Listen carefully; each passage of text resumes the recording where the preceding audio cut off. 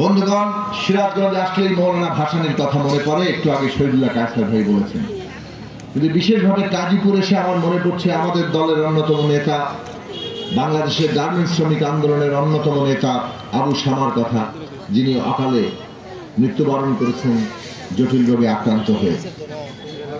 তার সাথেই গাজীপুরে আমার আসার কথা ছিল। আজকে এখানে উপস্থিত হয়েছে আপনাদের সংক্ষেপে দু একটি কথা বলার জন্য। বাংলাদেশের লক্ষ লক্ষ মানুষ রক্ত দিয়ে একটা রাষ্ট্র পত্তন করেছে।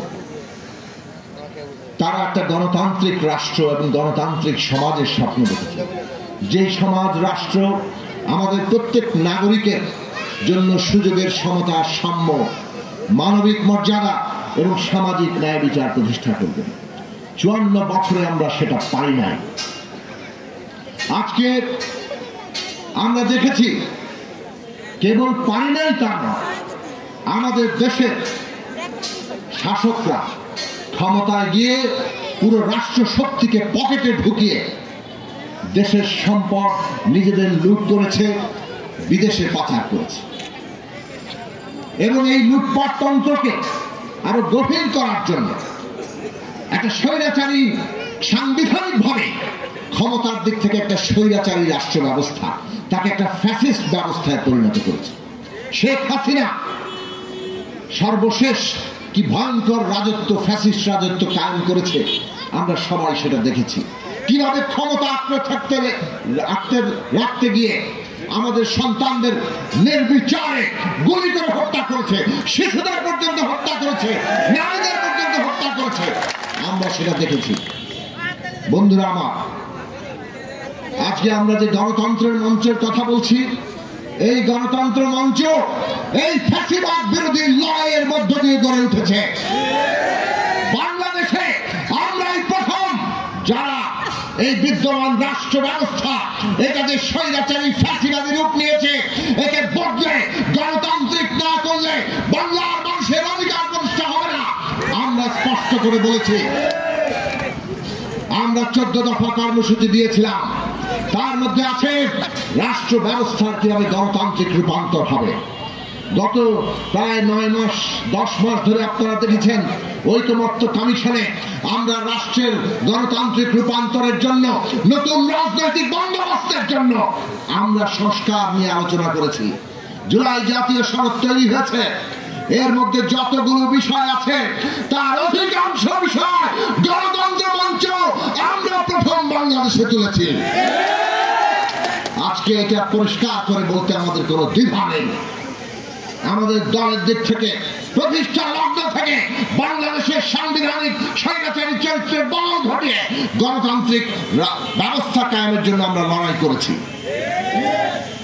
এই লড়াইয়ের অন্যতম আমাদের সৈনিক হচ্ছে সাকিব আনোয়ার। আপনারা দেখছেন, কেবল গণতন্ত্র মঞ্চ গঠনের ক্ষেত্রে নয়, গণতন্ত্র মঞ্চকে এই লড়াই সংগ্রামে এগিয়ে নিতে নিজের ভূমিকা রেখেছেন। একই সাথে এই সাকিব আনোয়ার তার নিজের বক্তব্য দিয়ে এই আন্দোলনকে উজ্জীবিত রাখার চেষ্টা করেছেন। যখন কথা বলা একটা ভয়ের ব্যাপার ছিল, তখন আমরা দেখেছি সাকিব কেবল রাজপথের মঞ্চে ইউটিউবে নিজের বক্তব্য প্রকাশ করছেন। যখন কথা বলতে কেউ ভয় পেয়েছে, তখন ইউটিউবে কিংবা রাজপথে নামতে সাকিব আনোয়ার ভয় পায় নাই, যেমন আমাদের ভয় পায় নাই। বন্ধুরা আমার, একটা কথা মনে রাখবেন, ফ্যাসিবাদের পতন ঘটেছে, শাসক পালিয়ে গেছে, কিন্তু ব্যবস্থাটা কিন্তু এখনো বদলায় নাই। এই ব্যবস্থা বদলের সংগ্রাম আছে। আমাদের লড়াই একটা জাতীয় পুনর্গঠনের লড়াই। এই পুনর্গঠন শেষ না হওয়া পর্যন্ত আগামী নির্বাচন, সংবিধান সংস্কার পরিষদ, সেখানে সংবিধানের বদল এবং বাংলাদেশের প্রত্যেকটি প্রতিষ্ঠান যাকে গণতান্ত্রিক করা হবে, জবাবদিহিমূলক করা হবে, সেইগুলোকে বাস্তবায়ন করতে হবে।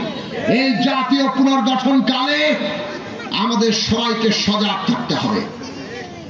মনে রাখবেন, গণতান্ত্রিক শক্তি ছাড়া গণতন্ত্র টেকে না।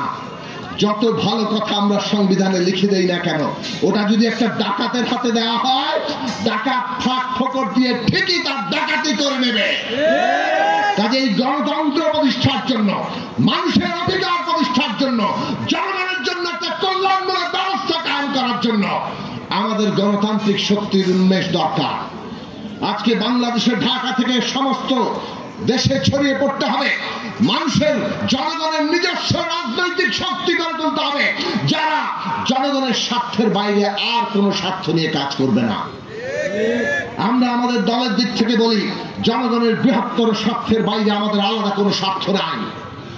আমরা বাংলাদেশে বৃহত্তর জনগণের স্বার্থ, এই দেশের শ্রমিক, কৃষক, খেটে খাওয়া মানুষ, এই দেশের সকল নিপীড়িত জাতি, ধর্ম, সমস্ত লিঙ্গীয় পরিচয়ের মানুষ, নারীর অধিকার, আমরা তার জন্য লড়াই করি।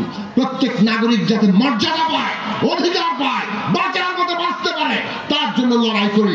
আগামী দিনের রাষ্ট্রীয় নীতিতে জনগণের স্বার্থের প্রতিফলন থাকবে কিনা সেটা নির্ভর করছে জনগণের শক্তি গড়ে উঠছে কিনা, তার প্রতিনিধিরা সংসদে যাচ্ছে কিনা।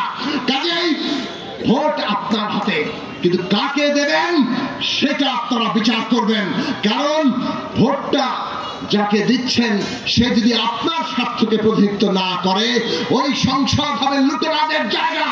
কাজেই আগামী দিনের সংসদে জনগণের প্রতিনিধি পাঠাতে হলে গণতন্ত্র মঞ্চের প্রার্থীদের সাকিব আনোয়ারকে আপনাদের সংসদে পাঠানোর চিন্তা করতে হবে। সেই লড়াই আমরা চালিয়ে যাব, সেই অঙ্গীকার রেখে আমি আমার বক্তব্য শেষ করছি। আপনাদের সবাইকে আবারও সালাম এবং শুভেচ্ছা।